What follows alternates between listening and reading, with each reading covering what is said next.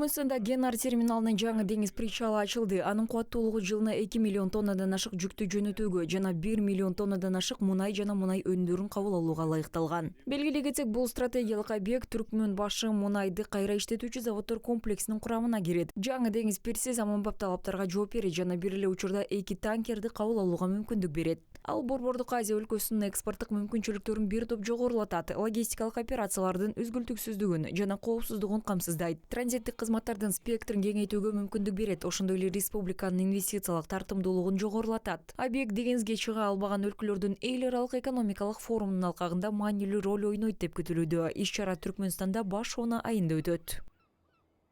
Во время проектирования и строительства данного Бул объектини долбоорлоо жана куруу учурунда эң заманбап жана алдыңкы технологиялар колдонулган. Атап айтканда, автоматташтырылган башкаруу системасы сыяктуу компаниялар үчүн жабдуулар жана программалык камсыздоо колдонулган. обеспечения таких компаний, как для автоматизированной системы управления. Техники, янгын, экология кооптуулуктары. Жаңы причалдын пайдаланууга берилиши биринчи жана экинчи причалдар аркылуу чет өлкөгө мунай өнүмдөрүн үзгүлтүксүз жана коопсуз жүктөөнү камсыз кылат. Аларды жаңылоого кезектешип чыгаруу мүмкүнчүлүгүн берет, куюлуучу причалдардын өндүрүштүк кубаттуулугун көбөйтөт. Транзиттик ташуу боюнча кызматтарды аткарууга мүмкүндүк берет, ошондой эле кошумча киреше алууну камсыз кылат. Карханасынын дөйү 1886-жылы тутулган.